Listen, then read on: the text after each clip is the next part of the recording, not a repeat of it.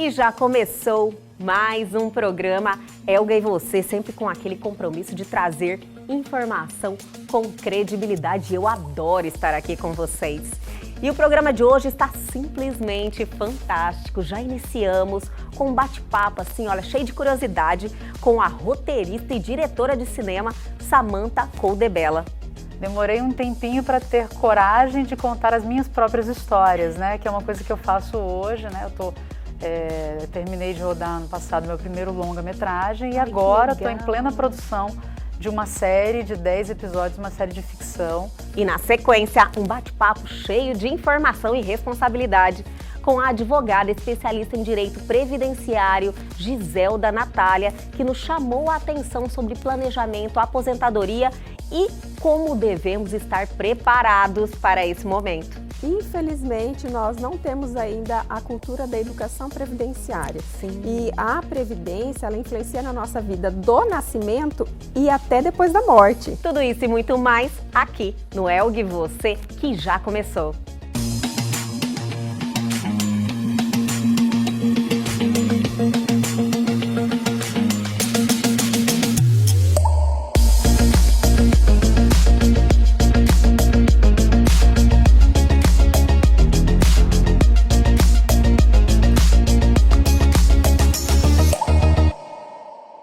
E agora, em nosso programa Elga e Você, vamos ter um bate-papo sensacional, minha gente. Estamos recebendo aqui em nosso estúdio Samantha Coldebella, que é roteirista e diretora de cinema, é isso? Isso mesmo, Elga. Um prazer que enorme maravilha! estar aqui com vocês hoje. Muito Obrigada. Obrigada, Eu que agradeço pelo convite. Nós ficamos felizes de você ter aceitado o convite, estar aqui e trazer ao conhecimento de todos nós, ao meu e de todo mundo que está aí nos assistindo, sobre essa profissão, né, que é algo que as pessoas não têm assim muito contato, mas tem muita curiosidade. Então vamos do princípio, isso sempre esteve assim presente na sua vida, quando você olhava para a TV e histórias e dar vida, como estávamos conversando a algo, você sempre sentiu isso ou desde quando que você teve esse sentimento? Eu fui, desde muito pequena, eu fui uma criança que sempre li muito, sempre vivi muito em biblioteca, sempre vivi no universo da literatura. Então as histórias e os personagens sempre povoavam a minha imaginação. E quando você é criança e você tem esse contato, né, é mágico. É mágico. Você vive realmente, aquilo entra nas histórias, né? Então eu sempre criei muitas histórias desde pequena. E fui para o universo, assim, fui profissionalmente para o universo da comunicação por conta disso, né? Você se formou, Eu né? formei em comunicação, formei em rádio e TV e venho já, né, há mais de 20 anos trabalhando nessa área. Demorei um tempinho para ter coragem de contar as minhas próprias histórias, né? Que é uma coisa que eu faço hoje, né? Terminei de rodar ano passado meu primeiro longa-metragem e agora estou em plena produção de uma série de 10 episódios, uma série de ficção, né? E eu tenho 2 curtas rodados, então demorei um pouquinho para ter coragem de contar as minhas próprias histórias, apesar de ter criado muitas delas, né? Mas esse processo de escrever e de dar vida às suas histórias é que, assim, é uma realização profissional muito grande e é mágico, é como você falou, é um processo muito mágico. Demais, é muito legal você dar vida a algo. Você colocar a sua percepção, né? Criar, é uma criação. Eu acredito que cada obra sua é como um filho. Sim. Sim. É especial, todas são especiais? Todas, é um processo sempre muito longo, né? Assim, fazer cinema é um processo demorado e um grande desafio no Brasil, né? Então você fica, às vezes essas gestações são gestações de elefante, eu digo, né? São muito demoradas, é sempre um processo muito longo, desde o instante assim, que você tem essa ideia até o dia que isso fica pronto, né? Essa série, por exemplo, que eu estou rodando agora, já tem 4 anos que a gente trabalha nela. 4 anos, Samantha. Desde o momento que você escreve a primeira versão, aí você inscreve ela em algum edital para conseguir ganhar o recurso. Aí quando sai, né, os resultados, e a gente teve a felicidade de ser premiado nesse projeto com foi um edital da Ancine, né, mas aí demora bastante tempo para sair o recurso, enfim. Né, a gente está nesse processo já há 4 anos agora que a gente começou a rodar a obra. E também é um processo longo, produzir, rodar, né, fazer a montagem desse material e preparar ele para chegar aí na telinha para o público conseguir assistir isso. Vai mais aí, pelo menos uns 8 ou 10 meses. Meu então, Senhor, cada obra é muito sempre um tempo processo mesmo. muito longo, né? Assim, é um filho desejado e demorado, mas que a gente, né, fica trabalhando muito tempo para trazer para o público, né? Para fazer com que as pessoas vejam e conheçam as Você histórias. sempre, então, deve ter vários projetos rodando, sempre. Sempre vários projetos sendo feitos ao mesmo tempo, né? Sim. A gente não consegue, adoraria viver só fazendo isso, né? Sair de um projeto e emendar em outro já, né? Nem sempre a gente consegue fazer isso, né? Eu agora venho de um processo muito bacana, muito bom, porque eu rodei um longa no final do ano passado e já emendei na série, né? Porque já tinha conseguido a liberação dos recursos, então emendei na série, a gente está grava ela até início de maio, né? Qual a série? Qual é o nome da série? A série chama Entre Longes. Entre Longes? Entre Longes é a história de uma enfermeira que veio da Suíça para o interior de Mato Grosso no final da década de 1940, pós-Segunda Guerra Mundial. Então, é uma série de época. De época, muito né? legal. E a gente retrata um pouco desse poder feminino, dessa personagem, que é uma personagem tão forte, que vem com essa coragem de sair da Europa e de vir para um país que ela não conhece. Naquele momento histórico, né? Para o interior de um estado, né? Que naquela época tinha muito pouco recurso, né? E atendia a população e era o único recurso de saúde que existia para essa população naquela época. Então, uma mulher que enfrentou como nunca os desafios de ser mulher nesse momento, o machismo que imperava, né? Ainda hoje a gente enfrenta isso, mas imagina isso na década de 50, né? De transformação, né? Que dura aí muito tempo já. Inclusive, há poucos dias tivemos uma data especial que é o Dia da Mulher. Sim. Né? Então é um marco. Você aproveita a sua profissão para falar sobre as mulheres? Incentivar de alguma forma, usar esse seu talento? Essa série em especial, eu tenho grandes personagens femininos sempre, porque a gente acaba se retratando de uma certa maneira, tem sempre um pouquinho da gente Sim. nas histórias que a gente conta, né? E as grandes mulheres que passam nas nossas vidas que acabam também sendo retratadas dentro dessas histórias. Essa série em especial, sim, é uma protagonista mulher muito forte, que tem isso muito latente, né? Mas eu sempre tive personagens femininos, assim, em diversas gradações, né? O longa que eu rodei, que fica pronto agora no segundo semestre, é uma história mais de uma menina, é um longa infanto-juvenil, a Beatriz é a personagem, essa personagem da série chama Raquel, a personagem do longa chama Beatriz, é uma menina que também descobre o mundo dos livros na biblioteca. O meu primeiro curta chama Teodora Quer Dançar, também é uma mulher como protagonista da história, né? Então os personagens femininos estão sempre muito presentes nos meus filmes, né? Que legal. Esse talvez, a série talvez tenha um pouco mais dessa visão da força feminina. A força, né? que temos, né? E é sempre bom ressaltar. Essa sua, vamos dizer, versatilidade, pelo que eu percebi na hora de escrever, você falou, escreve sobre mulheres fortes, meninas, vários momentos. É um traço? Todos geralmente têm essa versatilidade ou é um traço seu? Eu acho que é um traço, talvez um traço um pouco mais meu, mais particular. Né? Porque não deve ser muito fácil, lógico. Não deve ser fácil para quem não tem o talento. Lógico, né? A gente sempre olha, porque tem que ter uma coerência, né? Você, para realmente escrever um longa, por exemplo. E aí, quando você vê você transitando em vários ambientes, chama atenção.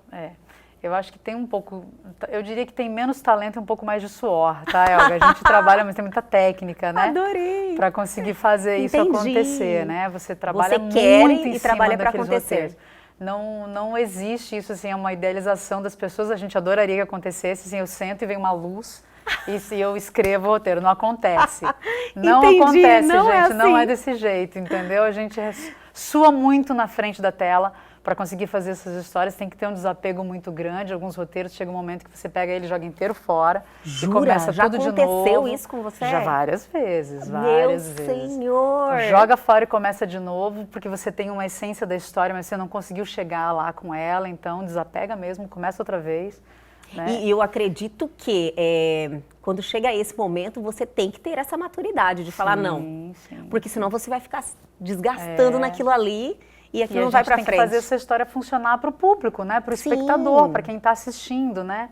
É ele quem tem que sentir, a mensagem tem que ser passada para ele, né? Então, a gente tem isso como escritor. E eu acho que cada roteirista, cada escritor, né, cada contador de histórias em seus diversos formatos, porque a gente tem contadores de história para televisão, para literatura, né, para o cinema, enfim, para o YouTube, né? São todos contadores de história. Teve uma mudança agora com essa contadores. tecnologia, né, com o digital bombando. E cada um tem suas características. Eu acho que tem coisas que identificam, né, que criam essa identificação. Você olha alguma obra e você sabe, nossa, isso aqui Tem a digital da pessoa? Né? Você consegue?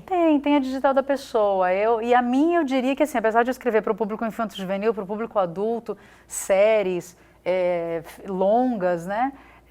Eu acho que eu tenho um DNA, assim, muito do lúdico, eu gosto muito de histórias leves, entendeu? Eu gosto de criar histórias que sejam um entretenimento, né, para as pessoas, que elas se divirtam com aquilo, mas que traga alguma mensagem bacana, assim. Eu gosto sempre do mundo mais positivo.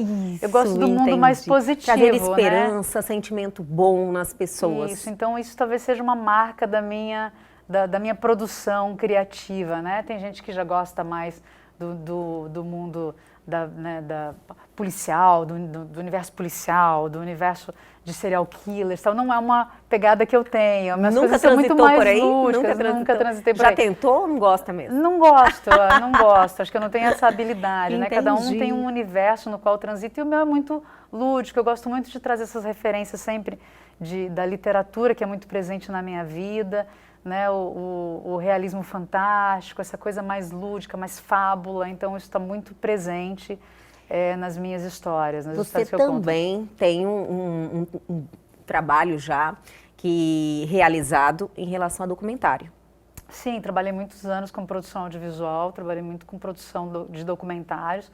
Ainda hoje faço isso porque, né, a gente não, quem faz cinema hoje no Brasil são poucos os que conseguem viver disso, né?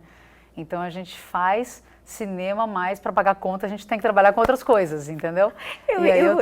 Eu quero chegar, né? Como é que funciona esse trabalho na prática? Como é que está o mercado? Mas eu quero fazer isso no bloco que segue na frente, né? Eu falei, olha, eu vou deixar para saber do mercado um pouquinho depois. Mas na questão do documentário, você, acredito que a pesquisa também é algo que ocupa bastante o seu tempo, é um momento que você tem muita dedicação e tempo, né? Sim. Para você fazer essa pesquisa com dados. Não é só para o documentário, não. A ficção também te exige muita pesquisa, entendeu? Muita pesquisa. Muita pesquisa. Aí você tem umas diferenças de estrutura mesmo do documentário, né? E como eu te falei, eu ainda faço isso, ainda trabalho muito atendo o mercado institucional, o mercado da propaganda, né? E faço esse tipo de produto hoje. Comercialmente, né, profissionalmente, eu ainda trabalho com isso, ainda continuo produzindo esse tipo de material. Eu quero saber muito como é que está esse mercado, porque eu acredito que as pessoas realmente não têm esse conhecimento, mas vamos dar um tempinho. Eu vou chamar um intervalo, mas é bem rapidinho, a gente já volta.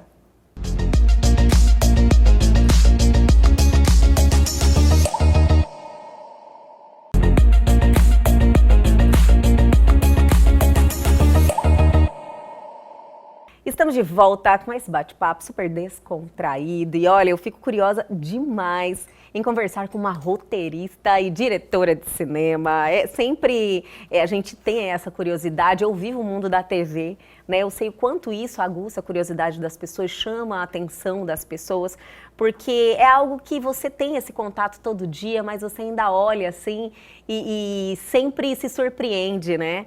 Eu acredito que é esse o sentimento que a gente tem.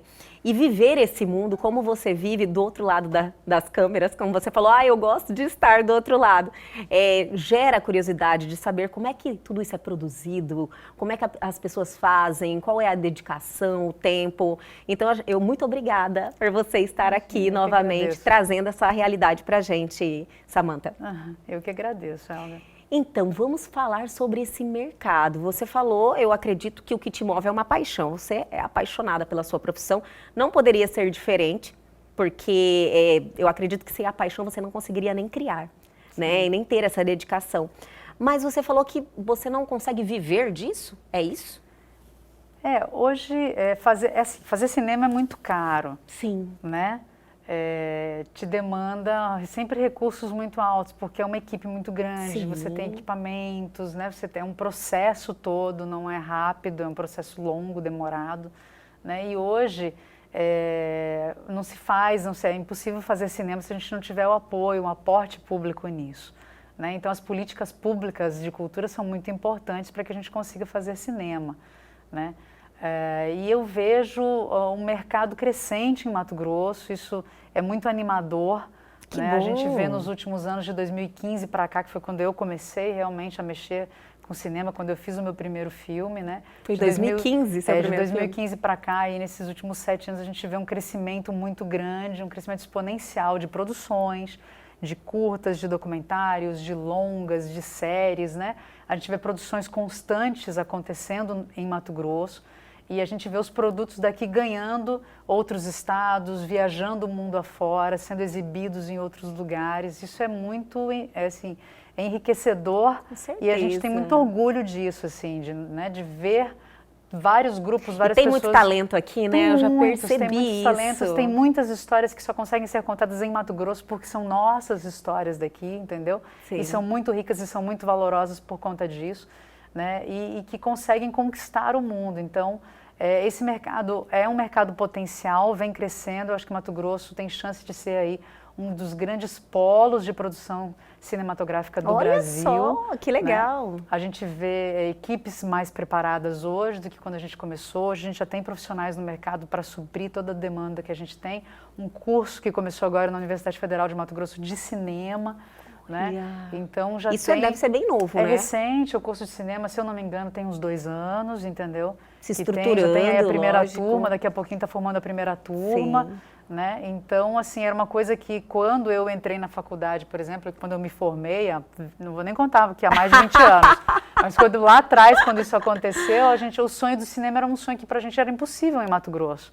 Né? Quem queria fazer isso teve que sair daqui. Alguns colegas meus mais corajosos que eu na época saíram e foram fazer isso em outros estados, porque a gente não tinha essa possibilidade aqui.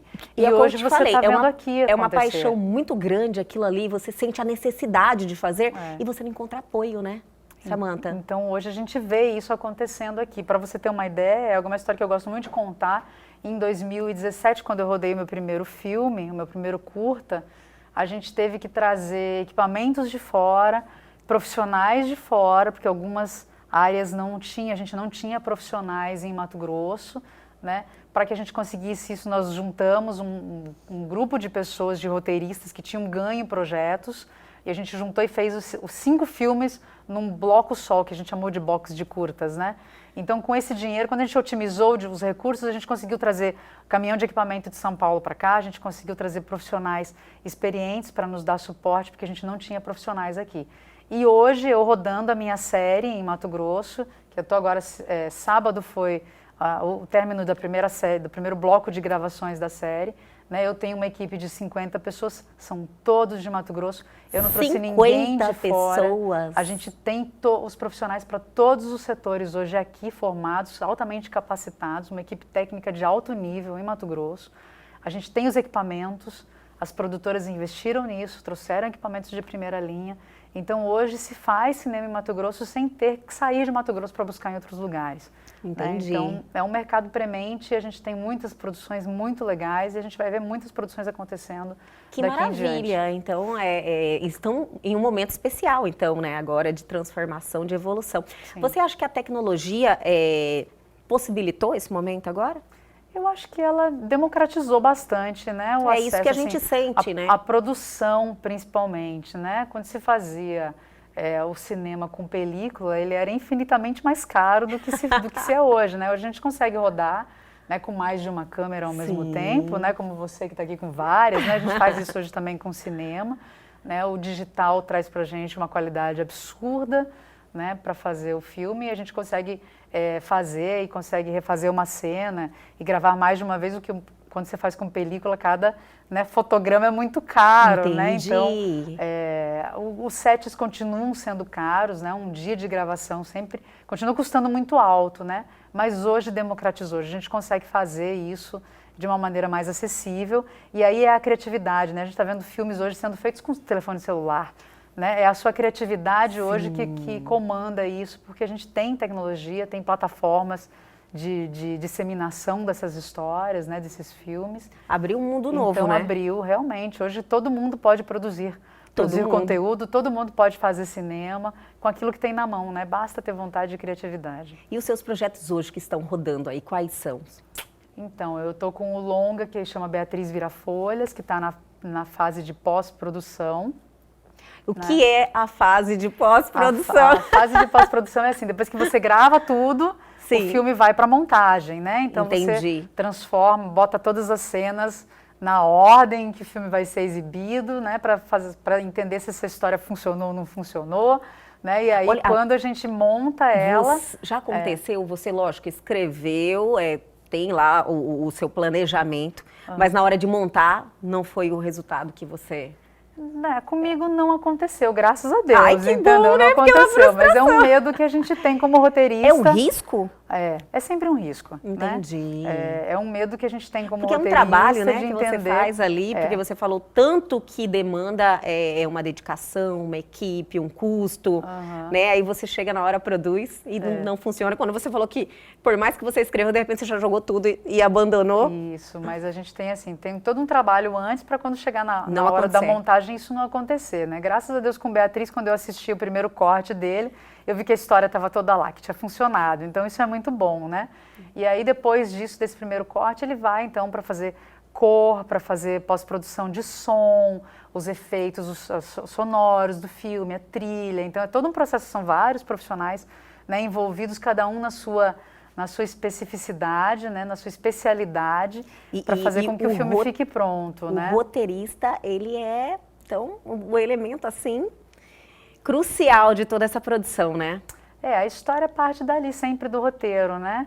Mas aí depois ele a história ganha a vida, ela não é mais só do roteirista, ela é de uma equipe, porque cinema é um processo que se faz com o coletivo, ninguém faz cinema sozinho, né? Então, quando eu termino o roteiro, esse roteiro, ele vai para uma equipe técnica, ele vai para uma direção de arte, ele vai para os atores, ele vai para todas essas pessoas que são cruciais para que ele se materialize, para que ele ganhe vida, né?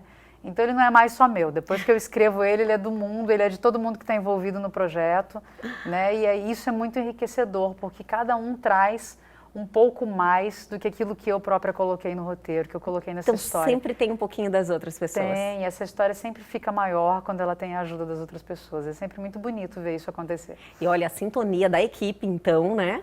Porque é um sentimento. Sim. Todo um sentimento que você compartilha. É muito bonito de ver. Nossa, Samantha, olha, eu adorei o bate-papo, assim, é muito gostoso falar sobre esse mundo, que não é algo, assim, presente na vida das pessoas, apesar que a televisão tá ali, né, o tempo todo, o computador, o celular, a gente tem, mas, assim, é sempre bom olhar com tudo que acontece por detrás das câmeras e ter o conhecimento de pessoas como você que estão aí fazendo acontecer, mesmo com essa dificuldade, porém você trouxe uma visão otimista pra gente aqui, que é um mercado em expansão. Então, obrigada por esse bate-papo, viu? Eu que agradeço, foi um prazer enorme estar aqui com vocês. E espero que a gente possa se encontrar em breve para falar do lançamento do filme e da série. Não, já me conta. Já tem data já? Não, ainda não. Segundo semestre lança o filme e a série provavelmente no final do ano. Olha, que maravilha. Mas a gente, então, a gente vai trazer aqui em primeira mão para o seu público. Isso que eu ia te falar. Olha, já vamos, né? Quando você tiver essa data, a gente já faz essa agenda e lance aqui comigo, por favor. Com certeza, vai ser um prazer. Obrigada, olha, foi um prazer te conhecer e até a próxima. Obrigada a vocês.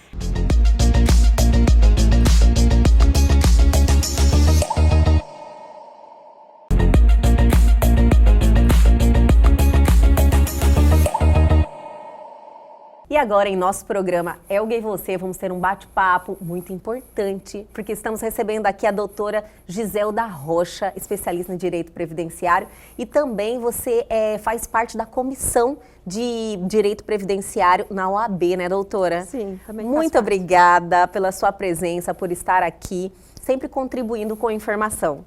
Obrigado você por ter nos convidado, né? Isso faz parte, né, da nossa rotina do dia a dia, tá sempre levando informação.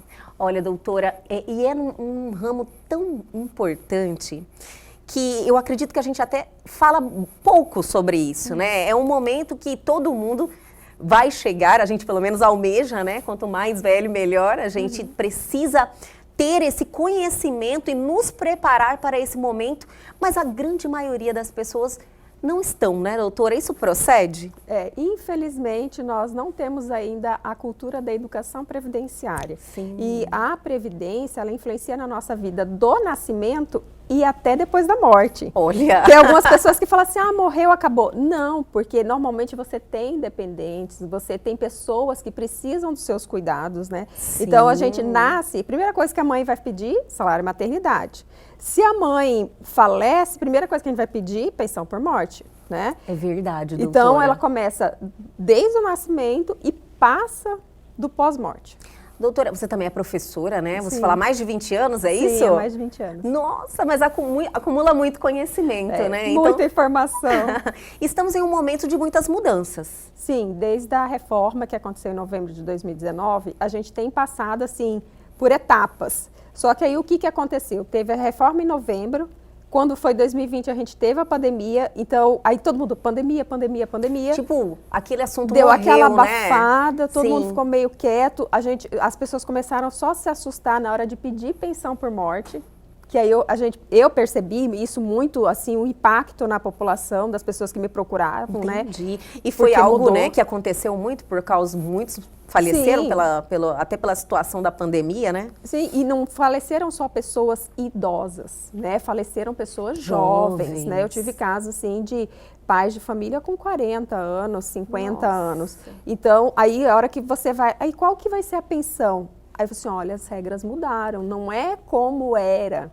Né? Então, a gente teve Nossa. muitas mudanças em relação à renda, em relação a cálculo do salário, né, do próprio benefício, o que eu preciso ter de tempo. E as pessoas ainda estão assim, sabe, quando está acordando ainda assim, ai, mudou. Doutora, mas eu vejo todo mundo com um sono profundo, sabe, doutora? Não, de vez em quando eu recebo uns WhatsApp e assim, eu já tenho 60, já posso aposentar? Aí eu falei assim, olha, não é bem assim, porque desde 2019 começou a aumentar a idade da mulher.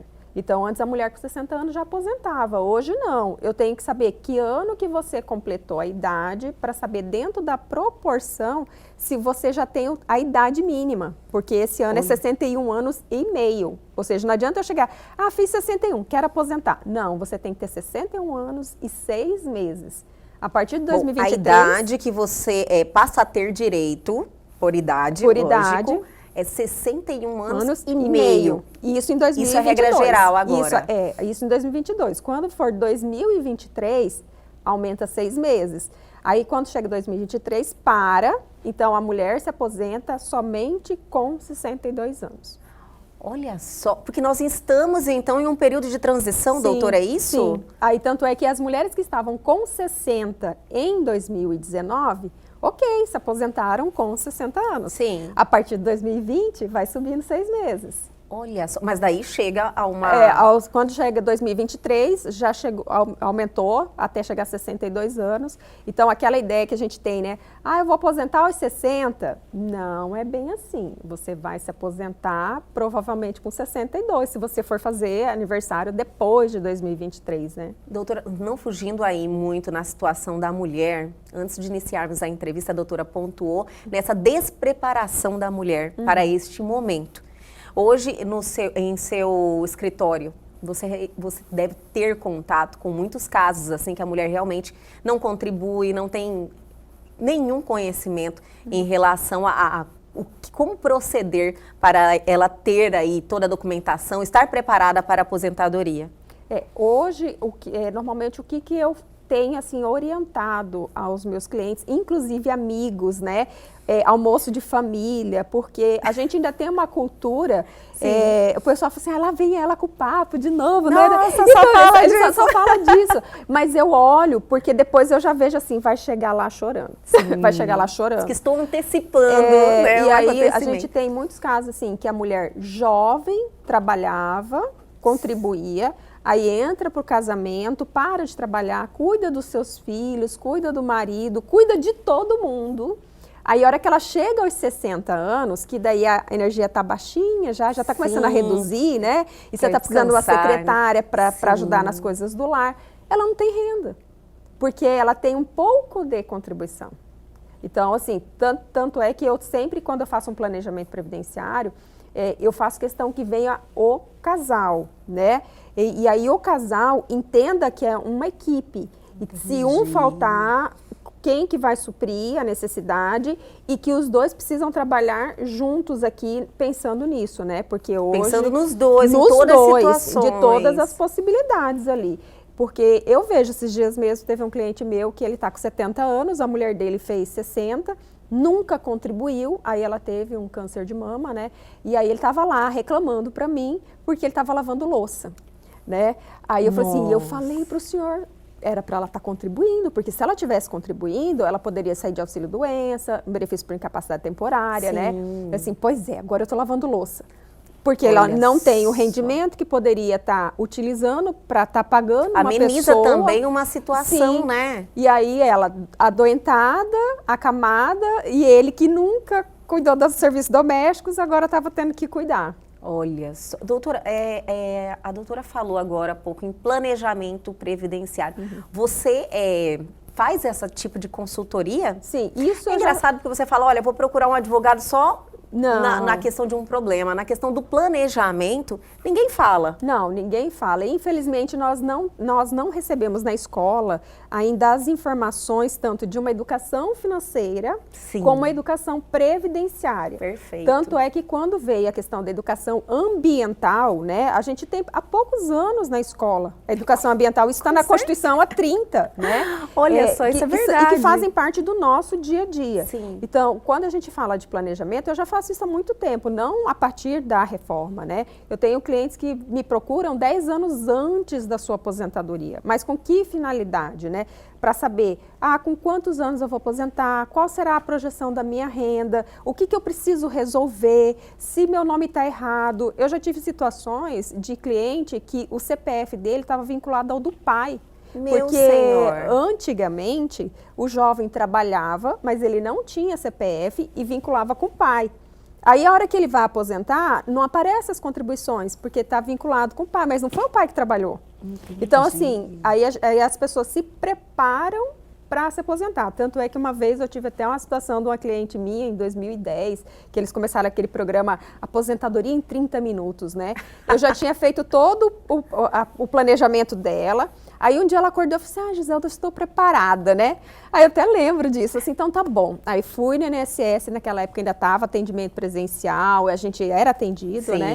Aí a servidora pegou, digitou os dados dela, apresentei os documentos, ela falou assim, nossa gente, 15 minutos, bati o recorde, né? Mas ninguém chegou e perguntou assim, como que você conseguiu?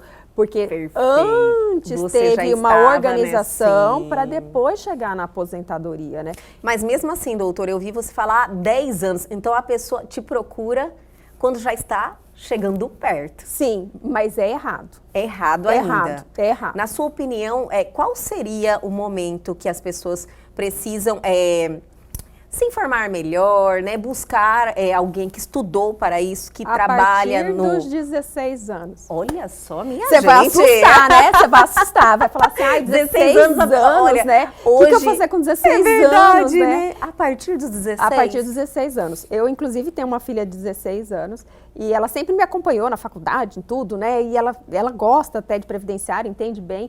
Aí ela me perguntou, quando completou 16, por que eu vou contribuir agora com 16 se eu vou aposentar só com 62? Indignada comigo, né? Aí eu falei para ela assim, minha filha, quem diz que você chega aos 62? Sim. Porque eu dou um baque primeiro, né? Lógico. Aí ela Chama assim, atenção, aí né? ela falou assim, mãe, você já pensou, e se você engravidar antes dos 62, né? Porque tá pensando em 62 só na idade, né? Sim. Se você ficar doente antes dos 62, se você só for atropelada antes dos 62, porque assim, eu sou meio trágica, né? Eu gosto de fazer um drama. Tem que dar aquela chamada de atenção para a pessoa realmente processar. E aí, por que a partir dos 16, né? Porque pelas nossas regras trabalhistas, a partir dos 16 eu já posso ingressar no mercado de trabalho como menor trabalhador. Sim. Então, o que eu preciso entender estou trabalhando, eu sou ativo e isso me traz renda. Se eu faltar assim, na capacidade laborativa, Sim. quem supre a minha necessidade? Porque a gente vê que os jovens, eles vão no automático, né? Não, eu tô na energia, eu quero fazer, faz acontecer, mas nunca vai pensar assim, eu tenho seguro? Ninguém nem sabe quais são os benefícios e quais são as situações que você vai precisar. Tanto é que de um auxílio. Eu já tive alunos que às vezes chegam assim, professora, ainda bem que eu estava contribuindo, porque eu bati a moto. Aí chega lá tudo estrupiado, né? Assim, eu tive uma vez até um aluno meu que falou assim, eu não vou contribuir, né? Bravo. Aí eu falei assim, calma, muita calma. Expliquei para ele, mas ficou nervoso, não queria contribuir. Passou um mês, ele infartou. Aí eu peguei e falei assim, gente, cadê o fulano, né? O aluno, né? Aí ele falou assim, gente, ele infartou, professora, não sei o quê. Passou, no próximo semestre ele voltou. Falei assim, professora, infartei. E ele estava sem seguro, sem contribuição, mantenedor do lar. Aí ele veio falar assim, devia ter te ouvido. Eu devia ter te ouvido. Devia ter te ouvido. Porque se ele tivesse se organizado antes, nesse momento, né, que ninguém espera, né? Com certeza, são coisas que ninguém quer que aconteça, mas todo mundo está sujeito, né, doutora? A gente sabe que pode acontecer. Doutora, o bate-papo está interessante, vou pedir para a doutora segurar um pouquinho, mas eu vou chamar um intervalo bem rapidinho, mas a gente já volta.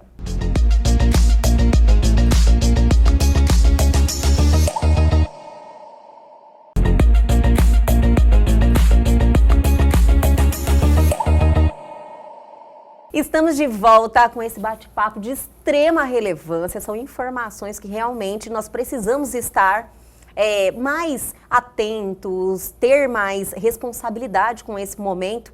Doutora Giselda Rocha, muito obrigada pela sua presença. Eu estou adorando a sua participação. As informações realmente fazem muita diferença, né, na vida das pessoas. E são informações que você deixa passar, né? Você não acha que você vai precisar. Você não acha que vai acontecer nada com você? E com todos os exemplos que você trouxe aqui, a gente fala, meu Deus, imagina acontecer isso na minha vida, eu estou totalmente despreparada. Não é verdade? Por isso que é importante se organizar. Às vezes a gente até fala assim, mas eu já estou pagando. Tem pessoas, eu não preciso, não. Às vezes a pessoa está pagando errado. Está pagando a mais. E tem pessoas ainda que falam assim, não, eu vou juntar tudo e vou pagar de uma vez e está tudo resolvido. Doutora, esse procedimento, qual que é o procedimento para quando você está empregado, é feito de uma forma, quando você é autônomo? Quando a gente está empregado, fica mais simples, porque a gente tem um empregador que é responsável, até mesmo se ele não fizer os recolhimentos, né? Porque tem situações em que você acha que está tudo bem. Chega lá e não foi recolhido nada, né? Tanto é que hoje a grande propaganda do governo federal é que você usa os aplicativos, porque você acompanha seu FGTS, acompanha seu INSS. Agora é possível, né? Porque antes era uma coisa que você não tinha acesso àquela informação. Vai pegar a fila lá da Caixa para olhar se tem pagamento, ou pegar a fila do INSS. Não, agora você mexe tudo com o aplicativo. Então, quando a gente é empregado, ok, responsabilidade do empregador, né? E ainda assim, às vezes a gente tem situações em que a pessoa está empregada e ela sofre um acidente, se machuca, ela precisa falar para o empregador, olha, eu me machuquei, eu estou doente, ou alguém ir até o empregador falar, né? Porque às vezes a pessoa não informa. Não vai, não fala, não acontece, não registra acidente, né? E passa, e aí às vezes a própria empresa não faz o registro de comunicado de acidente de trabalho, para fazer o pedido junto ao INSS. Porque quando eu estou empregada, quem vai pedir meu auxílio-doença é o empregador. Porque eu fico 15 dias pela empresa, depois do 16º dia, ele me encaminha para o INSS, mas não sou eu que vou no INSS. Ele tem que fazer a solicitação. Tem que solicitar, informar. Agora, se eu sou autônoma, é aí a nossa preocupação, né? Porque a pessoa é independente, dona do seu nariz, ela não está subordinada a alguém. Então, é ela que tem que ter controle. Hoje, no momento atual do nosso país, tem muitos que estão trabalhando de forma autônoma. Sim, infelizmente a gente tem aí a questão da informalidade ainda muito grande, né? O governo federal até fez um programa de regularização dos MEIs, porque eles perceberam que quem é o microempreendedor individual estava muito inadimplente. Aí eles fizeram para poder resgatar esse povo, falar assim, olha, vamos contribuir, vamos regularizar. Aí tanto é que agora tem várias campanhas falando assim, você é MEI, você tem que recolher e tal, para não passar o prazo. Porque a gente deixa sempre para a última hora, certeza, né? E aí você vai atrasando, vai atrasando. E o plano de saúde, se você vai atrasando, vai chegar corta, no dia do né? atendimento, corta, né? E se for um seguro, por exemplo, o seguro do carro, seguro de vida, se você atrasa, você não está na cobertura. A Previdência não é diferente, ela é um seguro também. Sim. Então, ela trabalha de forma organizada, né? Se está faltando o recolhimento, quer dizer que você está sem renda. Se você está sem renda, você não está segurado. Se você precisar, ela não te atende. Né? Então, quem é autônomo, ele tem que ser muito disciplinado, organizado. Para quê? Pensar, eu tenho renda, eu declaro para o imposto de renda, o COAF sabe da minha movimentação financeira, porque o COAF está ali, né? Sim. Olhando tudo, né? Aí, sigilo bancário, não, mas tem sigilo bancário. Não, movimentação financeira. Ele vai chamar a atenção, lógico, né? Assim, aí, cadê a contribuição previdenciária? Porque se eu sou trabalhador, eu preciso estar contribuindo. Né? E não é porque eu não sou empregado que eu não tenho que contribuir. Então, qualquer atividade que gere renda, isso é estabelecido pela própria Constituição, tem que ter contribuição. Então, é a questão educacional, né, doutora? Sim, e esclarecer. Mas só que o que acontece? Hoje, a gente tem uma dificuldade, porque falar que vai contribuir para o INSS, todo mundo pensa que é bobeira, é besteira, que não vale a pena, né? É dinheiro que, tipo assim, não tem a necessidade deste custo. Sim, para que eu vou dar dinheiro para o governo, Sim, né? Só que tem que lembrar que é um tributo. Não é você dar dinheiro para o governo, né? É uma obrigação, não é uma faculdade, não é uma opção. Então, eu sou obrigada a contribuir a partir do momento que eu tenho renda. E pelo meu rendimento e pela minha contribuição, eu mantenho todo um sistema. Sim. Porque a nossa previdência é de repartição simples. Hoje eu pago pela aposentadoria dos meus pais. E no futuro, os meus filhos pagarão pela minha, né? Tanto é que nós temos um pacto de gerações, e aí as pessoas falam, eu não fiz pacto com ninguém, assim, mas é um sistema que nós estamos incluídos, né? O nosso Sim. sistema é assim, um paga pelos próximos, né? Para quebrar um pacto, a gente tem que quebrar todo um sistema. Sim, mas assim, o que acontece, o que eu vejo, como eu iniciei a nossa entrevista, a falta de informação. Sim. É muita, então eu acredito que o previdenciário tinha que fazer parte da grade, né? Para trazer essa clareza. Eu até fomento isso com outros professores, principalmente no nível médio, né? Porque agora tem toda a propaganda, o novo ensino médio, que é o ensino técnico, né? Que é adequado dentro da nossa situação de desenvolvimento econômico. Aí eu até falo, olha, ensino médio, ensino técnico, tem que ter previdenciário. Por quê? Normalmente, no ensino técnico, eles já começam a ser menor aprendiz. E eles começam a contribuir. E aí, o que acontece? Ele concluiu o segundo grau, ele começa a desenvolver atividade autônoma. E aí, ele para de contribuir. Sim. Ou ele fica assim, um dia sim, um dia não, um dia sim, um dia não. Se essa pessoa sofre um acidente, se essa pessoa se machuca, se ela fica enferma, ela está na capacidade de trabalho, mas se de repente ela não tem condições, automaticamente quem vai sustentar? Totalmente desprotegida, né? Desprotegida, não tem pagamento, não tem recolhimento. Você recebe muitos casos assim? Muitos. Infelizmente, porque assim, pelo fato de eu ser professora há muito tempo nessa disciplina, só aparece milagre para fazer, né? Então, assim, não, vai lá que a Giselda dá um jeito, ela né? Dá um jeito. Aí eu falo assim, Senhor, misericórdia, né? Porque daí o que acontece? Já passou por outras consultas com outros profissionais. Todo mundo fala, olha, essa situação aqui não tem jeito. Aí eu tenho até que sentar e dar uma aula para o cidadão explicar. Entendi. Né? Porque, infelizmente, e o que eu mais ouço, né? Ai, ninguém me falou que era assim, ninguém me explicou. Mas eu acredito. Sim, e aí eu falo assim, gente, e a própria Previdência Social, ela tem todo um orçamento para a educação previdenciária. Só que esse orçamento financeiro, ela é muito mais voltado para quem é servidor, porque o servidor, por exemplo, do INSS, todo dia ele recebe formação. Sim. Não é assim, eu cheguei, sou servidor, não vou estudar mais, né? Todo dia eles estão tendo cursos. Só que essa educação previdenciária para a comunidade, para a população, ela é deficitária.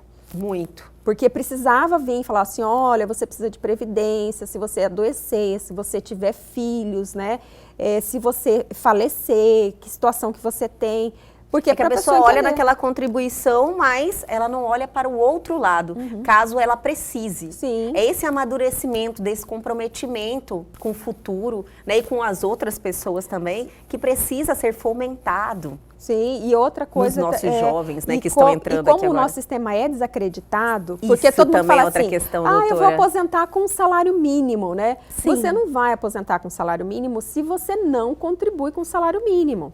Então, a gente recebe proporcionalmente aquilo que a gente contribui. Então, eu recebo pela minha média.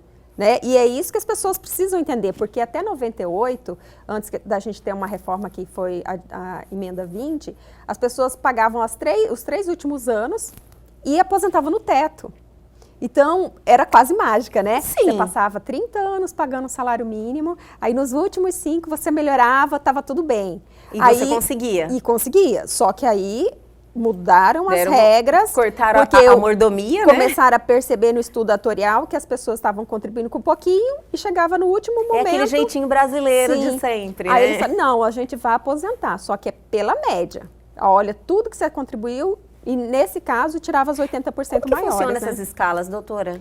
É conforme o que você tem de renda. Hoje a gente recolhe com 7,5%, 9%, 12% e 14%. Isso mudou também com a reforma da Previdência. Então, essas... Não, a gente já tinha uma escala de 8, 9 e 11. Sim. Então, aumentaram, né? Aumentaram, Entendi. em vez de diminuir, aumentaram. Você pode contribuir mais. Mas você pode, porque a gente tem um sistema de capacidade tributária. Quem recebe mais, paga mais. Entendi. Né? E aí, diminuírem 0,5% para o trabalhador que está ali na faixa de um salário mínimo. Só que quem passa dos 6 mil, que vai chegar até os 7 mil, que é o teto hoje, aí vai estar recolhendo com 14. Entendi. Doutora, então assim, hoje eu tive um choque de realidade, vamos dizer assim, né, doutora? Diz que não pode nem dormir, né? Eu falei, meu Deus, eu preciso fazer o meu planejamento. Sim. Mas a mensagem maior que a gente precisa, assim, passar para as pessoas é que realmente você precisa se preparar para esse momento, né? Sim, hoje as pessoas, mais do que nunca, porque antes da reforma, eu tinha até um colega que eu brinco com ele, que ele falava assim, a gente não... Para que a gente está contribuindo, né? A gente podia ter contribuído a partir dos 30, e a gente trabalha muito antes, eu trabalho desde os 18 anos, né, contribuindo. Sim. Aí, antes era assim, com 30 anos o homem, aos 65 anos ele se aposentava. Então, ele ia ter 35 anos de contribuição. A mulher, com 30 anos, começava a contribuir, aos 60 anos ela se aposentava, 30 anos de contribuição, uma renda de 100%. Hoje não, para você chegar a uma renda de 100%, o homem tem que chegar aos 65 e com 40 anos de contribuição. Nossa, aumentou significativamente. Sim, então, hoje, porque as pessoas falam assim, não, mas não precisa de tudo isso. Quanto mais você contribuir no tempo... Lá, quando você for se aposentar, pode ser que você tenha uma possibilidade de descartar essas menores, quando você começa lá no ensino médio, né, começando com salário, né, até chegar a 2, 3, porque a gente vai escalando, com né? certeza. Ninguém começa assim, com 18 anos já no teto. Sim. Né? Aí você consegue, talvez, descartar aquelas menores para pegar só as maiores. Então, hoje, a recomendação é, põe papelzinho na mesa, olha a sua carteira, dá uma analisada no que você já fez, no que você tem e para onde você vai, né? A pessoa precisa criar essa consciência e eu gosto de pegar o papel e colocar, porque é a hora que a pessoa visualiza, né? Visualiza e fala assim, meu Deus, eu estou com 50 anos e só tenho 10 de contribuição. Porque a gente tem situações assim. E o que fazer nessas situações? Nessas situações, primeira coisa, entender como você está. né? Entendi, Sim. estou segurado, não estou segurado, preciso contribuir, não vou contribuir. Quanto tempo falta para você já começar a se organizar, né? E, por exemplo, às vezes eu atendo senhores que chegam lá para mim com 55 anos, 60 anos, que, não, já tem uns 10 anos que eu não contribuo, tá tudo bem, né? Contribuí muito quando era jovem, né? Aí eu falo assim, não morre não, pelo amor de Deus. Por favor, que você precisa não remar morre, ainda, né? Você não pode ficar doente, você não pode ficar inválido, não pode ficar nada. Por quê? Ele tá até assim, seguro. Sim. Contribuiu muito lá na juventude, né? E aí, quando chega nessa faixa etária, eles falam assim, não vou contribuir mais não. E aí é nessa hora que vem AVC, vem infarto, vem acidente, vem uma série de coisas, né?